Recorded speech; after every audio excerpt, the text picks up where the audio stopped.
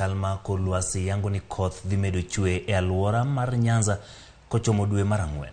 Jopur bende sani dang' ni makagi kacha mar neno ni gichopo kare chenro magi mar pur. To bende ikruok ni kare kuom jopur. Millicent Adhiambo twako jopur moko e gwenge mag Nyanza kendo miyo ler mathoth.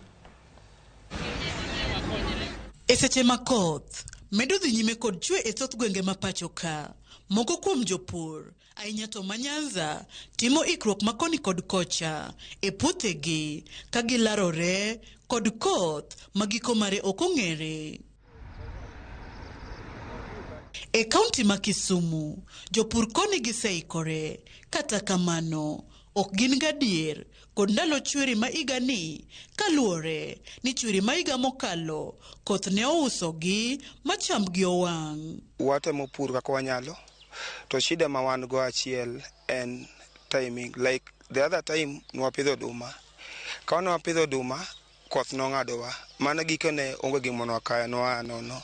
Gilero ni kaluwore kod lokruok ma oseneno e kor lwasi kuom kinde pacho ka, sani geno gi kuom koth ok ni malo kaka ndalo machon, gino mane omiyo gichako wilo kothe ma gipidho ndalo chwiri. To gi sani anyalo wacho ni koth osedeko nikech sama koro wawuoye ni onego bed ni koth osechako chwe, kendo gik ma onego bed ni koro wan gi pure waketo gi e piny, lakini kwaneno kaka nyo chako chwe, ochwe to ng'adore, ochwe to ng'adore, ma seche moko wanyalo wacho ni nok mare nyalo miyo wang'ikruok bende. Kwayo gi maduong' kuom sirikal en yudo mbolea kod kothe e nengo mogonyore, kaachiel kod masinde ma ginyalo goyogo pi e puothegi mondo gimed bero weche pur kaka yor yuto margi ma ok giketo geno ahinya kuom koth. Wan kama ber mo kata koth go pod ok wanyaga rito nikech wan gi pika, kodhi gi mbolea ema wakwan debit ready kata sani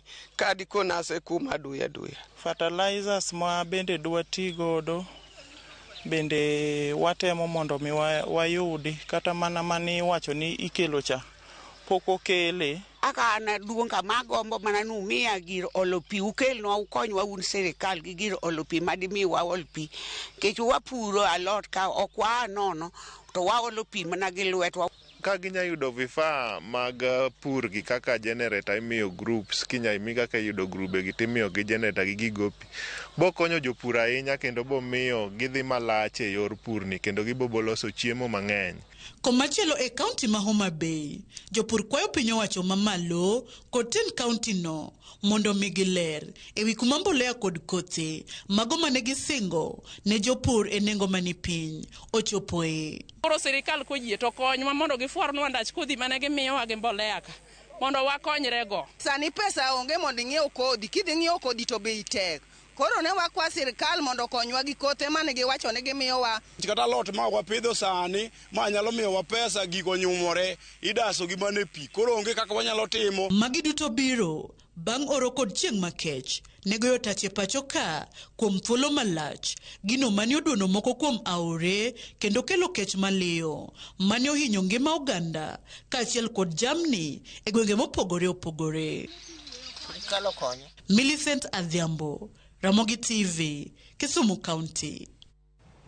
Kapod wantiere kaunti ma Kisumu